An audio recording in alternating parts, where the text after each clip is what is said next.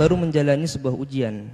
Sebelum ujian saya sungguh beribadah dan berdoa dengan sungguh-sungguh agar mendapatkan hasil yang terbaik, tentunya didampingi dengan usaha. Ternyata hasil yang didapatkan ternyata kurang, Buya. Saya merasa sedih, kecewa, marah dan sebagainya. Sampai-sampai saya sempat menyalahkan Allah karena tidak mengabulkan doa dan usaha saya. Sempat pula saya terpikir sia-sia beribadah karena kejadian itu. Tapi sekarang saya sangat menyesal. Padahal banyak hikmah yang bisa saya ambil dari kegagalan itu. Hati saya benar-benar sangat tidak tenang, Buya. Saya mau tanya, apakah saya masih bisa dan masih diperbolehkan untuk bertobat, Buya? Terima kasih. Masya Allah. Yang pertama adalah adab di dalam berdoa. Adab di dalam berdoa ini adalah harus betul-betul menyerahkan kepada Allah. Dalam keadaan kita merasa punya hajat, lalu memohon kepada Allah. Kemudian setelah itu kita harus yakin Allah Maha Kuasa untuk mengkabul hajat kita. Sesuai dengan Allah janjikan, ud'uni astajib lakum. Dan harus kita yakini, kalau benar kita dalam permohonan kita, maka jawabannya adalah pasti Allah akan mengkabul. Ini harus kita yakini. Kalau kita memohon kepada Allah, Nabi mengatakan wa antum muqinuna bil ijabati. Kita harus yakin Allah mengkabul. Tapi pemahaman makna qabul ini loh yang harus kita fahami. Allah mengkabul permohonan kita ini kadang seperti yang kita minta. Kadang bentuk yang berbeda.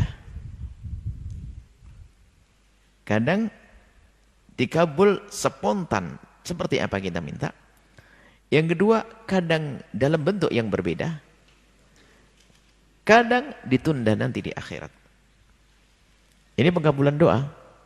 Artinya kalau kita doa dengan benar tidak akan ditolak oleh Allah. Dan di saat tidak dikabul itu bukan tidak dikabul beneran, hanya kita tidak tahu. Kadang permohonan kita ini loh yang picik kita kurang cerdas di dalam mohon. Kita minta hanya itu saja.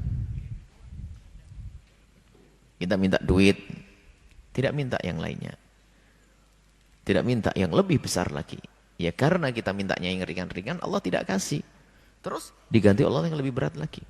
Begitulah Allah Maha Kasih. Diganti oleh Allah. Tapi lebih yang kita butuhkan. Maka jangan sekali-kali prasangka buruk kepada Allah lalu berkata Allah tidak mengkabul doa. Bahkan dikatakan tanda doa yang tidak dikabul oleh Allah adalah doanya orang yang buru-buru menghukumi atau memvonis menghukumi Allah tidak mengkabul. Tanda doamu tidak dikabul oleh Allah adalah di saat terlintas di hatimu buru-buru mengatakan tidak dikabul. Innallaha yastajibu du'a 'abdihi ma lam ya'jal. Aduh, tidak dikabul. Ini kurang ajar kepada Allah. Padahal pengkabulan Allah dalam bentuk berbeda-beda. Dan banyak contoh pengkabulan doa ini subhanallah. Ada orang doanya, ya Allah semoga lancar perjalanan. Doanya, ya Allah doa semoga lancar perjalanan. Subhanallah. Macet. Enggak sesuai dengan doanya kan?